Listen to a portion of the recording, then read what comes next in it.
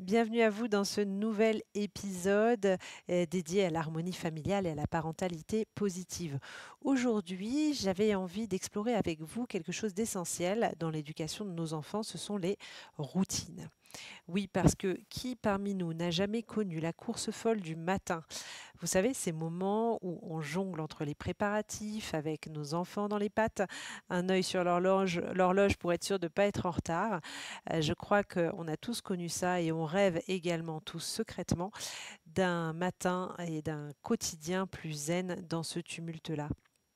Et c'est là que la discipline positive intervient, car elle va nous aider à transformer ce chaos quotidien en une symphonie bien mieux orchestrée. Donc, on peut imaginer la préparation familiale comme la recette d'un gâteau. Vous savez, avec on va mettre pour ingrédients nos valeurs, on va mettre un soupçon de fermeté et beaucoup, beaucoup de bienveillance pour le dosage et le tout mijotera à feu doux, saupoudré de patience.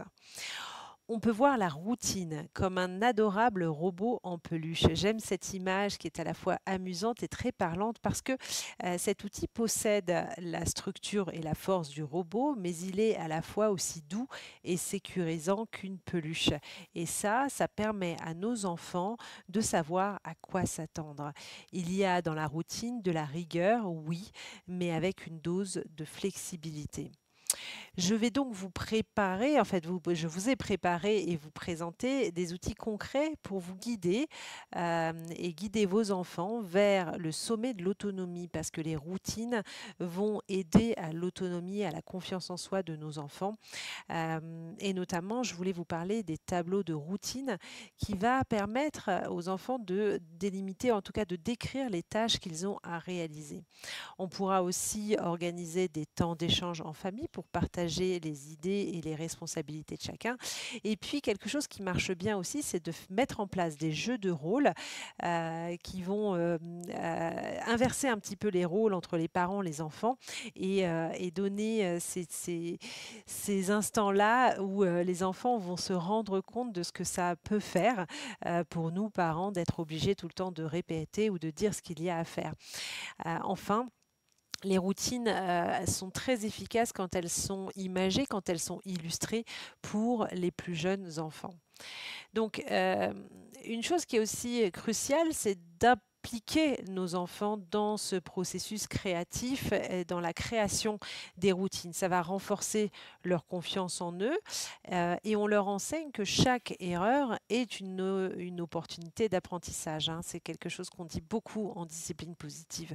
Et finalement, peut-être qu'un enfant qui n'aura pas suivi sa routine, qui oubliera de mettre son doudou dans son sac, eh bien, s'arrangera le jour suivant pour bien le mettre dans son sac et ne pas l'oublier ou partir sans à l'école. Donc maintenant, on peut se souvenir que le cap à maintenir ne se fait pas dans la sévérité, mais par l'usage de conséquences logiques ou naturelles. C'est exactement ce que je viens d'expliquer avec le doudou. Le doudou oublié, de façon naturelle, restera à la maison et l'enfant va subir ou va bénéficier de l'enseignement de ce que ça fait que d'oublier son doudou. La cohérence des horaires aussi va créer une mécanique qui va être plus précise et plus agréable pour tous. Donc c'est important d'accompagner nos routines de temps qui va s'écouler, dire qu'on prévoit tant de temps pour préparer le sac ou s'habiller. Voilà.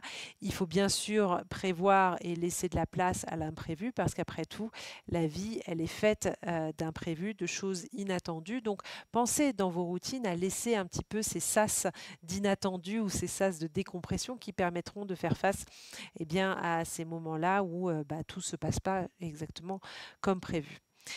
Une dernière chose que je voulais aborder aussi, c'était la question de l'adolescence. À l'adolescence, nos enfants, en fait, exigent de nous davantage de créativité et de les impliquer également encore plus parce que finalement, c'est la gestion de leur propre temps qu'on leur enseigne. Et puis, ils sont sur le point de prendre leur envol, hein. Les années passent, nos enfants grandissent et puis un jour, ils quitteront le nid familial.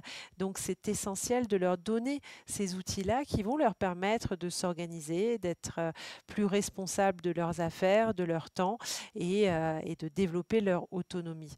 Donc, pour résumer, la discipline positive, hein, c'est pas une baguette magique, j'aime bien le rappeler quand même, mais elle est là pour nous guider, guider nos enfants vers l'autonomie, pour grandir en confiance et dans la joie. Voilà, c'est tout pour aujourd'hui. C'est ce que j'avais envie de vous partager. Pour davantage de conseils sur la mise en place des routines ou d'autres astuces de discipline positive, eh bien, visitez mon blog lafamillepositive.com. Et puis, bien, si vous désirez aller plus loin ou connaître tous les secrets de la discipline positive, ces concepts, ces outils dans leur globalité, eh bien, je vous rappelle qu'il existe toujours les ateliers de discipline positive en ligne que vous retrouverez également sur mon blog.